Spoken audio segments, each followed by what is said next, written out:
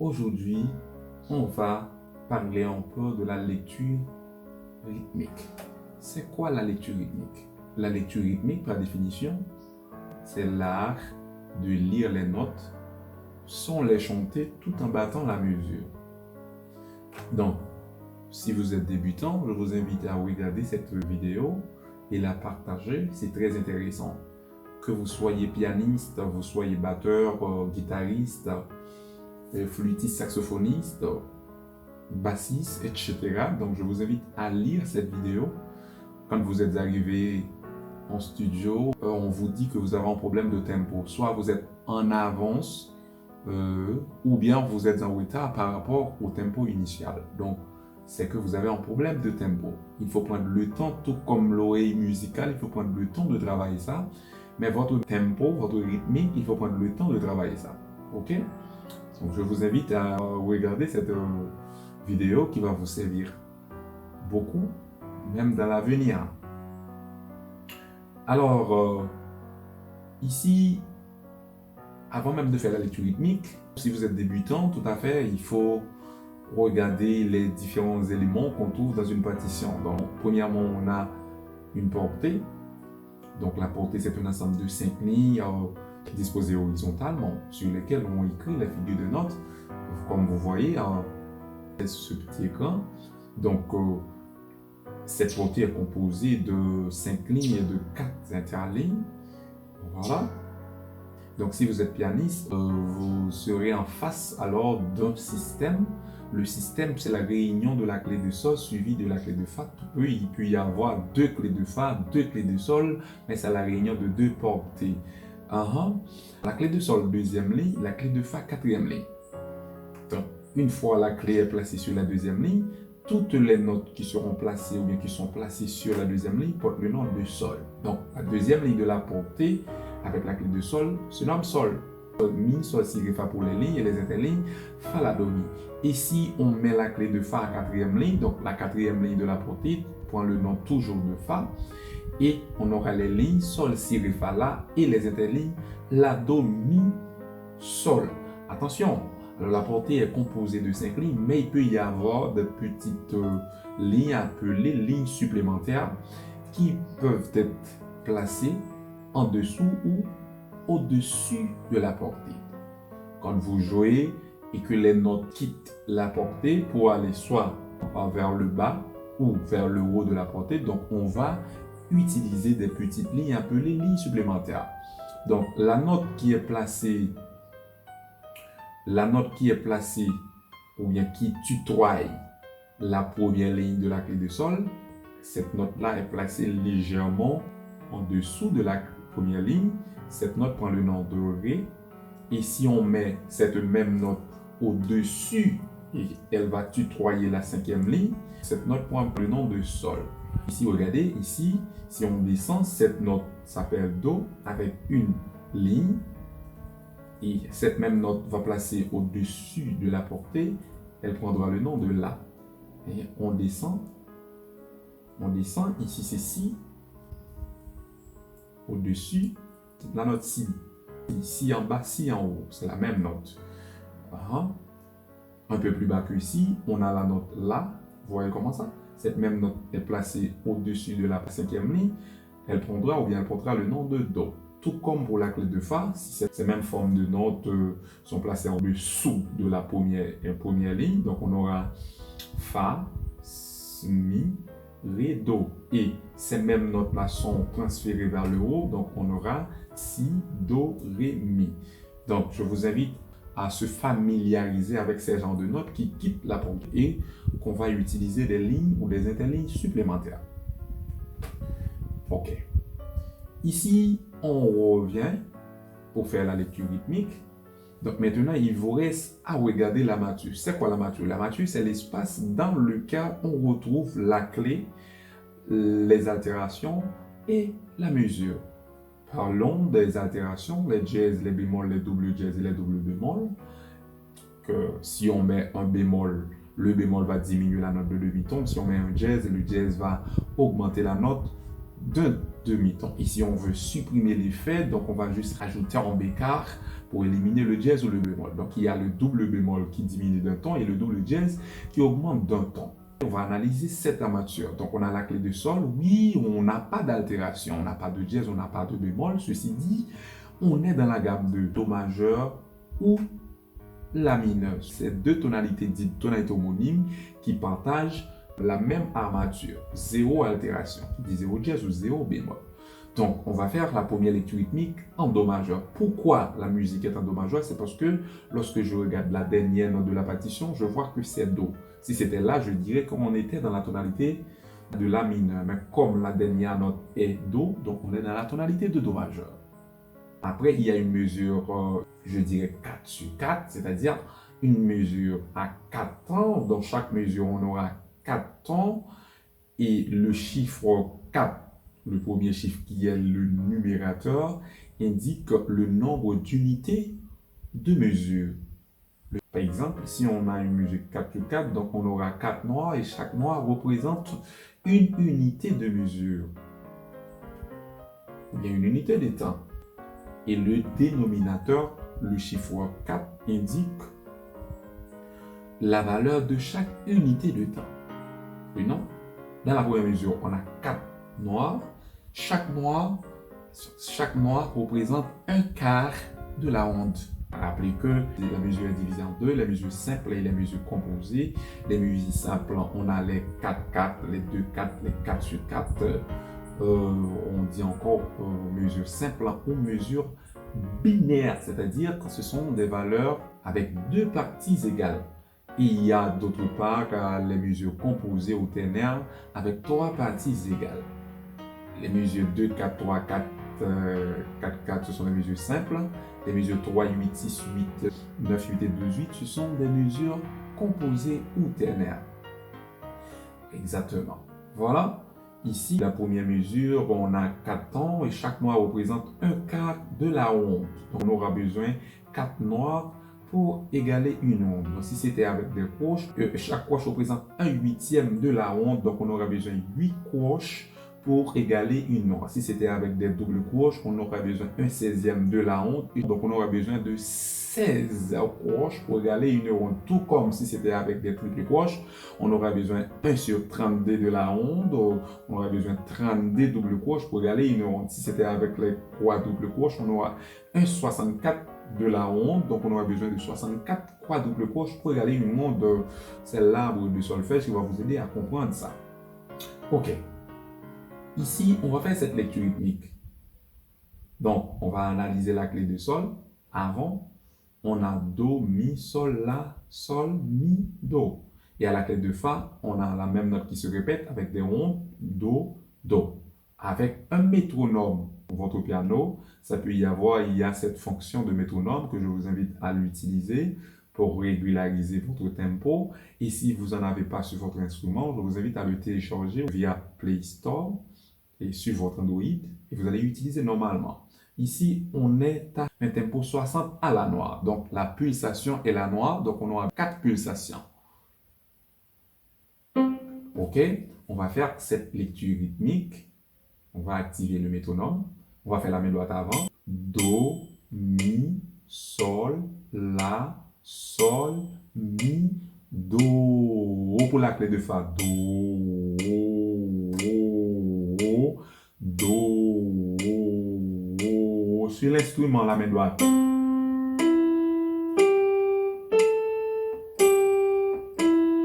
1, 2 pour la main gauche. 2, 3, 4. 2, 3, 4 les deux mains.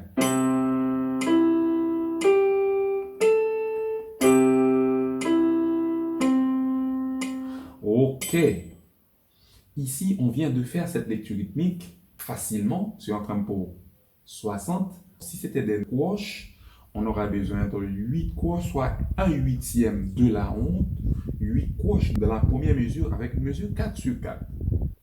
Regardez ce que ça va donner. Ce petit exercice appelé Albertine basse, c'est une forme d'accompagnement qu'on donne à la main gauche pour harmoniser n'importe quel morceau.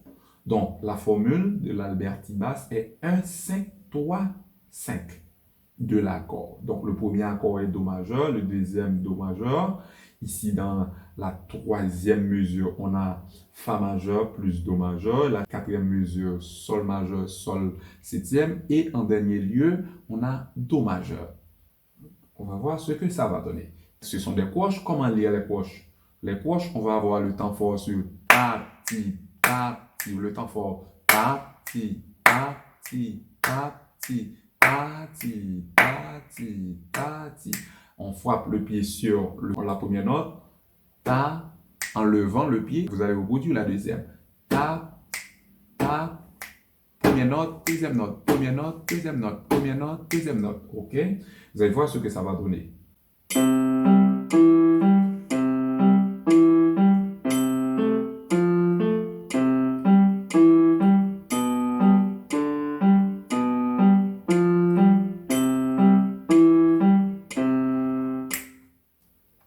D'autres formes de notes, si c'est pour les doubles croches, comment on va exécuter les doubles croches?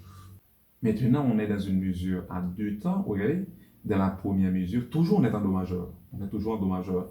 Dans la première mesure, on a 4 doubles croches. Donc, c'est une mesure à deux temps. Donc, on aura besoin de 8 doubles croches dans la même mesure. Mais, on met 4 doubles croches qui équivaut à 1 et une croche. Et enfin, on met le demi-soupir. À rappeler qu'il existe 7 figures de soupir. La pause qui vaut 4 temps, la demi-pause qui vaut 2 temps, le soupir 1 temps, le demi-soupir 1 demi, le quart de soupir 1 quart, le huitième, le 16e de soupir. Ici, c'est le demi-soupir. Voilà, on va combiner ce demi-soupir avec Do pour avoir 1. Mais toutes les notes ne sont que des Do sur la partition. Vous allez voir comment je vais exécuter ça facilement. Tap, tip, tap, tip, 1, 2, 3, 4, 1, 2, 3, 4, 1, 2, 3, 4. Ouais? Enfin, 1, 2, 3, 4, 1, 2, 3, 4. OK? Takatiki, takatiki, takatiki, tap. Takatiki, tap sur le clavier. Vous allez voir ce que ça va donner. C'est pas difficile, quoi. OK. Ici, on a une dernière forme, toujours en mesure 2 sur 4. Maintenant, on a des notes pointées. Qu'est-ce qu'une note pointée? Le point placé à droite d'une note indique qu'il faut augmenter la valeur de la note de moitié. Une fois qu'on a une note pointée, donc vous allez prendre la valeur de la note plus sa moitié. Par exemple, si vous avez une onde pointée, la valeur de la onde vaut 4 et la moitié de la onde vaut 2. Donc, on va faire 4 plus 2, on aura 6 temps. Ici, on a la blanche qui est pointée, ou la blanche qui est égale à 2, plus la moitié de blanche, 1, on va avoir 3 temps. Si c'est une noire pointée, la noire est égale à 1, plus sa moitié, 1 demi, on aura 1 plus 1 demi. Mais si c'est une croche pointée, la valeur de la croche est 1 demi, plus sa moitié, 1 quart. Donc, on aura à faire 1 demi sur la première note, plus 1 quart sur la deuxième. OK? Vous allez voir ce que ça va donner. Ta, ti, ta, ti, ta, ti, ta, ti, ta. Voyez? Do, ré, mi, fa, sol, fa, mi, ré, do. À la clé de fa, on n'a que des noirs. Donc vous allez faire do, do, sol, sol, do. Regardez ce que sur le métronome 60. Tap, tip, tap, tip, tap, tip, tap, tip, tap. Pour la main gauche. Tap, tap, tap, tap, tap. Sur l'instrument, la main droite.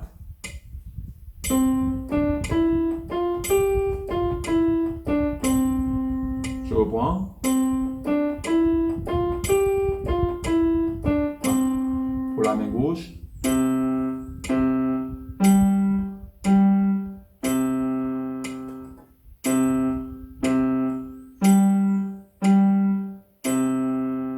On va passer de la mesure binaire à la mesure ternaire. Donc, on aura 3 parties égales.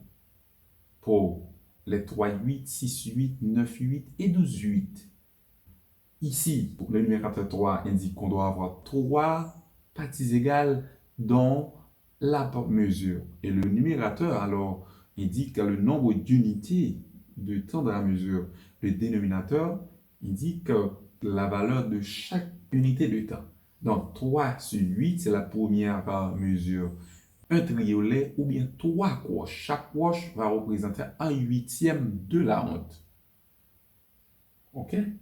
Donc, si c'est une mesure 6/8, on aura besoin de 2 triolets. C'est la mesure 3/8 multiplié par 2. Si on a 9/8, c'est la même chose. C'est la mesure 3/8 multiplié par 3. Et si on a 12/8, c'est la mesure 3/8 multiplié par 4. La mesure 2/4 est équivalente à la mesure 6/8. Si on vous dit de changer la musique binaire antenna, donc si c'est une musique 2/4, il faut passer de 2/4 à 6/8. Donc, on va remplacer toutes les notes par des triolets. Donc, c'est simple. Si c'est une mesure 9/8, ça peut transformer rapidement en une mesure 3/4. Si c'est 2/8, facilement en 4/4. Contrairement aux premières armatures, ici, on a une armature complète avec la clé, 2 altérations et la mesure. Donc, on a 2 altérations. La première est placée sur Fa, donc la deuxième est placée sur Do. Ceci dit, tous les Fa seront jazzés, tous les Do seront jazzés. Donc, on est dans la tonalité de Si mineur ou Ré majeur. Donc, je vais regarder la dernière note. La dernière note est Ré. Ceci dit, on est dans la tonalité de Ré majeur. Donc, on a dans la première mesure Fa dièse Mi Ré, Fa dièse Mi Ré. La deuxième mesure, ce sont des noirs pointés. Ceci dit, on peut remplacer le triolet par une noire pointée. Tout comme parce que 2 croches est égal à une noire, il vous restera une croche. Donc, on peut remplacer aussi le triolet par une noire et une croche dans la même mesure. Le triolet est égal à la noire pointée est égal à la noire plus sa moitié qui est la croche. Donc, OK, on aura Fa dièse Mi Ré, Fa dièse Mi Ré, Mi, Mi, Fa dièse Mi Ré, Fa dièse Mi Ré, Ré, Ré. Pour la clé de Fa, on n'a que des notes pointées. Ré, Ré, La, Ré, Ré. On va faire la lecture rythmique. Et cette fois-ci avec un tempo très très lent. Et vous allez voir ce que ça va donner. Et pour exécuter la lecture rythmique avec des mesures ternaires ou composées, il faut faire le temps 1, 2, 3. Sur le temps 1, 2, 3. Vous frappez tap, tip, tap, tap, tip, tap, tap, tip, tap. Si c'est 3/8, tu vas faire ça 3 fois. Et une seule fois, tap, tip, tap. Pour 6/8, 2 fois, tap, tip, tap, tap, tip, tap. Pour 9/8, 3 fois, tap, tip, tap, tap, tip, tap, tap, tip, tap. 12/8, 4 fois, tap, tip, tap, tap, tip, tap, tap, tip, tap, tap, tip, tap. OK. Ici, on a une mesure 6/8 en Ré majeur. On va faire la lecture rythmique pour la clé de Sol avant. Tap, tip, tap, tap, tip, tap, tap, tap, tap, tip, tap, tap, tip, tap, tap.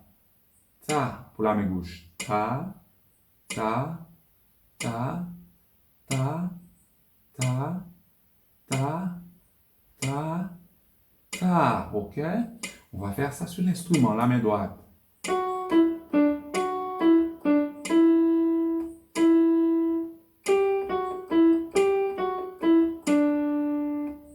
La main gauche.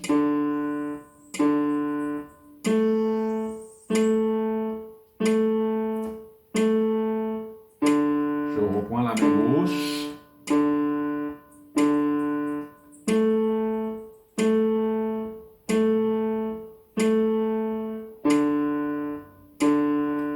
OK, on va essayer avec les deux mains.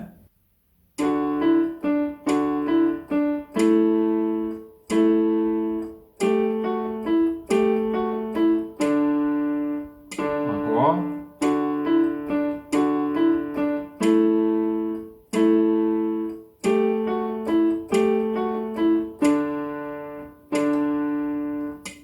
Maintenant, la dernière lecture rythmique va être faite sur d'autres formes de notes, sur un autre chapitre appelé liaison ou coulée. Ce trait que vous voyez placé soit au-dessous, soit en dessous de deux notes ou des notes s'appelle liaison. Donc, si cette courbe unit deux notes de même nom, c'est une liaison régulière. Donc, on va juste prendre la valeur de la première note et l'additionner avec celle de la deuxième. Donc, ça, c'est la mesure, ou bien c'est la liaison régulière. Si la courbe unit plusieurs notes de noms différents, ou bien il y a à l'intérieur de cette courbe, on voit plusieurs notes différentes. Donc, ceci dit, on est dans une liaison irrégulière.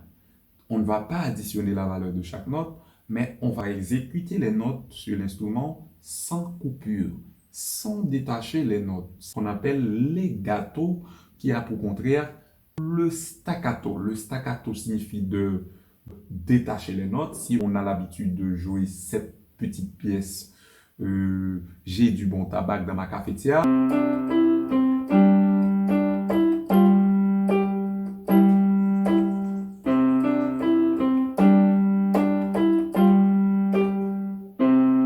Ici, c'est le staccato, le fait de couper les notes.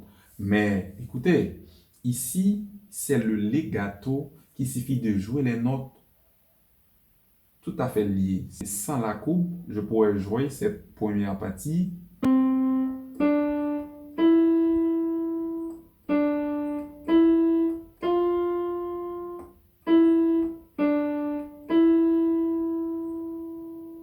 Mais avec la courbe ou bien la liaison, donc je suis dans la clé de sol. La clé de sol, donc, OK?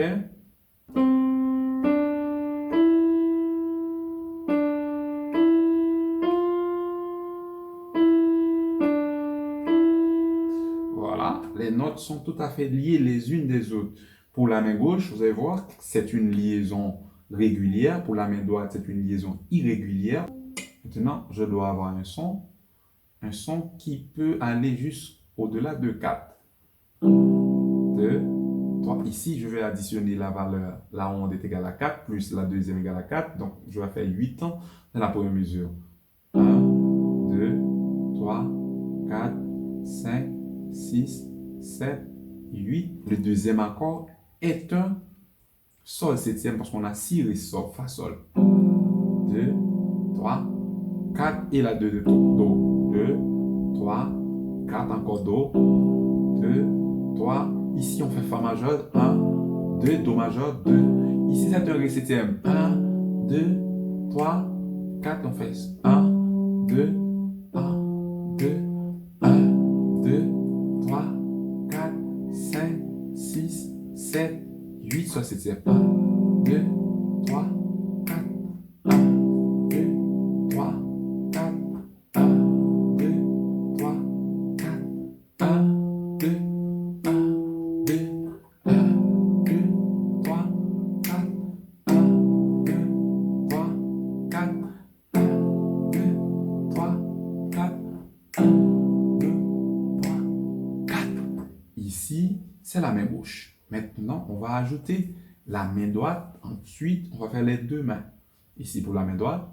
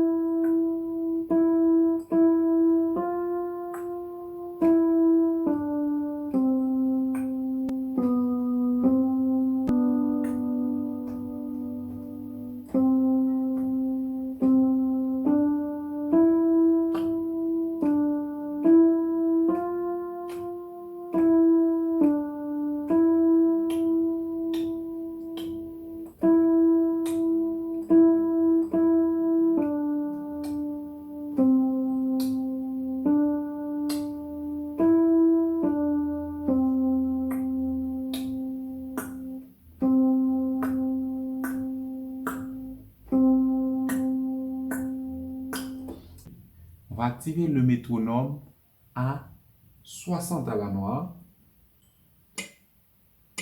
On commence.